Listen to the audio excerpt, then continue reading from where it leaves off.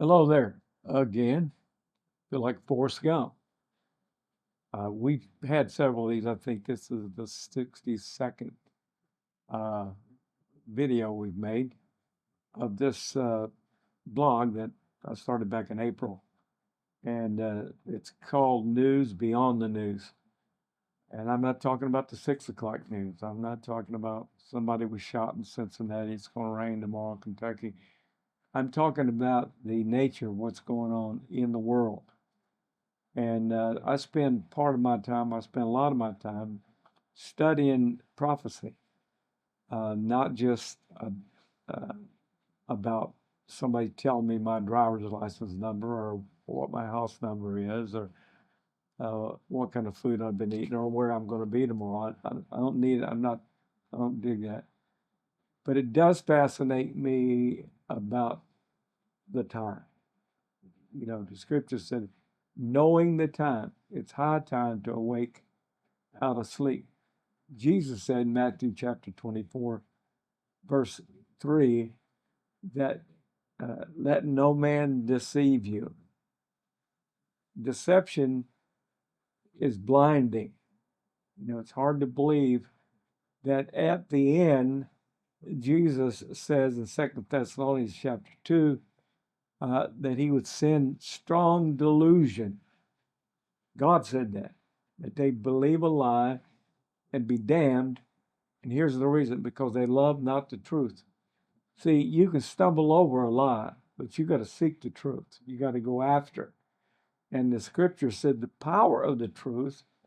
It says, if you continue in my word, John 8:31, then you my disciples indeed, and you'll know the truth, and the truth will make you free. There are so many people that are bound in their ignorance.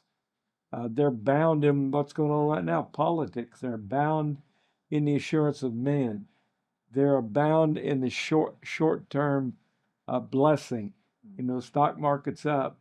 You know, gas is $1.50.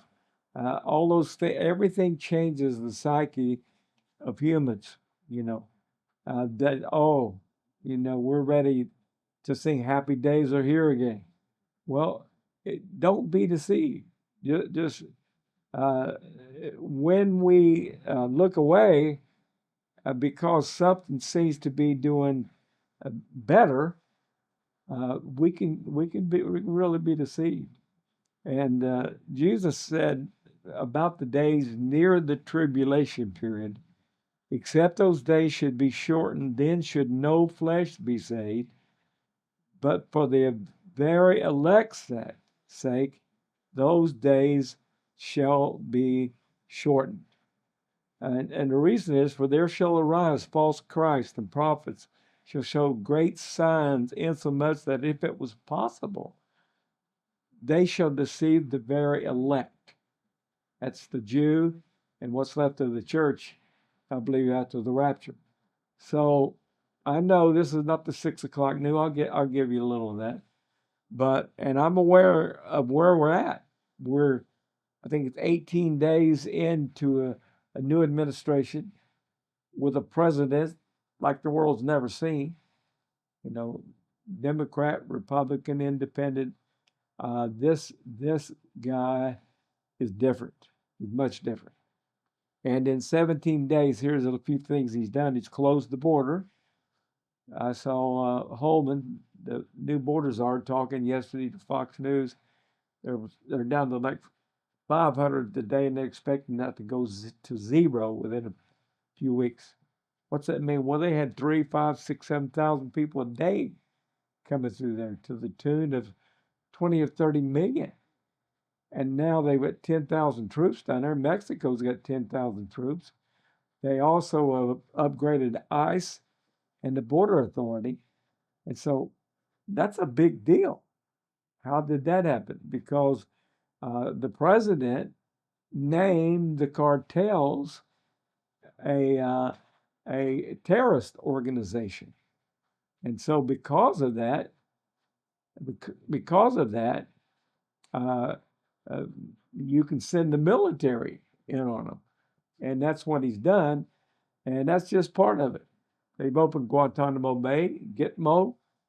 Uh, that's so they can now put the illegal, violent illegals, the MS-13, uh, Trendang, uh, the other group, violent group, and then people that are just here illegally. So when he says he's going to shut it down, he is. He closed down U.S. aid, which they are going absolutely nuts about. And the method that it's being closed down, that a different department had to be set up that's being run by the richest man in the world, who's kind of smart. I mean, he's invented, for the most part, invented electric cars because he has Tesla, he has SpaceX, and then he has a medical part of that, where they put the chip in the guy that couldn't move his parts and stuff. Sounds great, but he's a scary individual. He is. But the president can do it. And the Democrats are going crazy about that. They are going to the street. They're saying stuff like in the courts, in the Congress, and in the street, trying to incite stuff between us and them. And so pay attention. The Department of Education, I say, is next because he wanted to take it away from the Fed.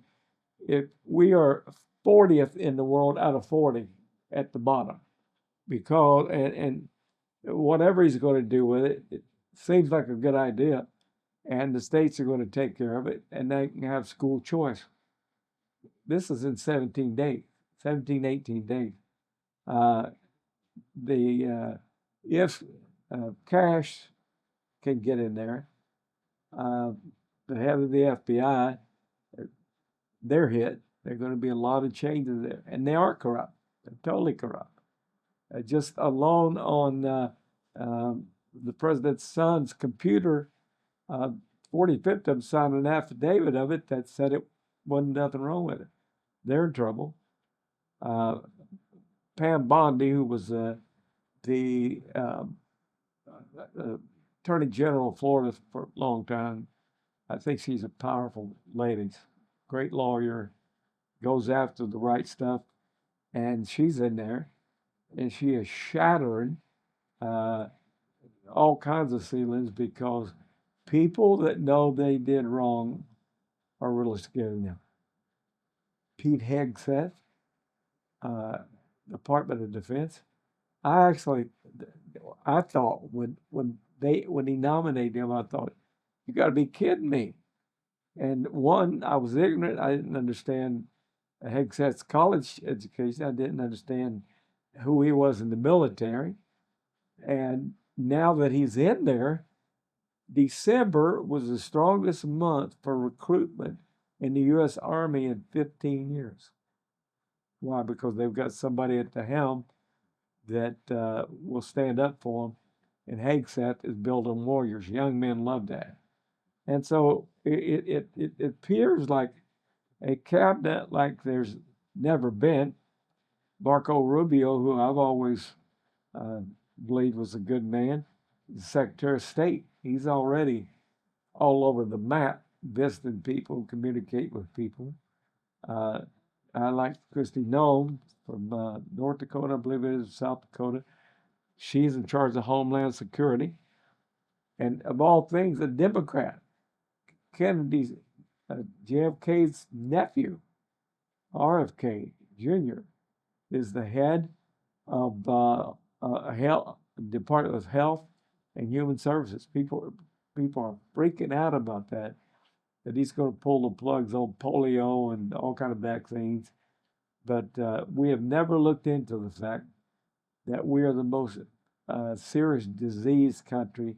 We have great doctors, we have great facilities, but we have more obese people than I think any nation in the world. Did I mention it's 18 days? That was it. In the interim, trying to buy Greenland, to go after the Panama Canal which would involve China on both ends of it, drafts Canada and not make it a state, the 51st state. Who ever heard of that? And then one of the things that happened with him is that everything he says is a negotiation. And it says he wants to take back the Panama Canal. And of course, he declared the Mexican cartels a terrorist group. The thing that, excuse me, while I mess that up, I mean to turn my back on you. The thing that shocked me a little bit was the meeting between